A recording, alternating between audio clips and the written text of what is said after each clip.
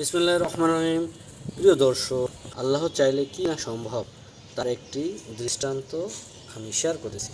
প্রিয় দর্শক, এই বৈশাখের খাখা রৌদ্রের মধ্যে কত সুন্দর একটি গাছ ফুল ফুটে তরতাজা অবস্থায় রয়েছে, অথচ এই গাছই আমরা অনেক সময় পানি দিয়ে কত যত্ন করেও এত সুন্দর ফুল ফোটাতে পারি না। প্রিয় দর্শক, দেখবেন এই গাছটির গোড়ার কী অবস্থা। এই দেখেন এই গাছটির গোড়ার অবস্থা দেখেন, কোথায় এই গাছটি হয়েছে দেখেন। এটা একটি দেওয়াল, এই যে দেওয়াল, একটা বাড়ির ছাদের দেওয়াল।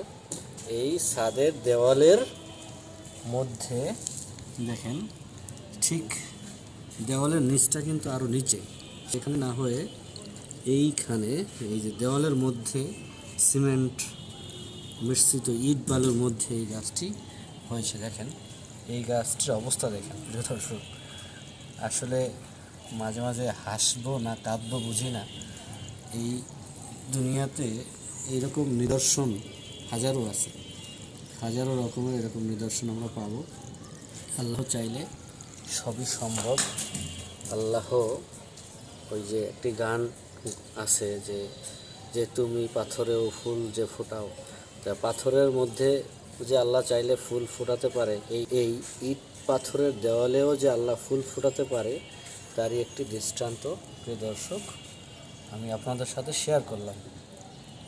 থ্যাংক ইউ, ভালো থাকবেন। আশা করি ভিডিওটি ভালো লেগেছে। আসসালামু আলাইকুম।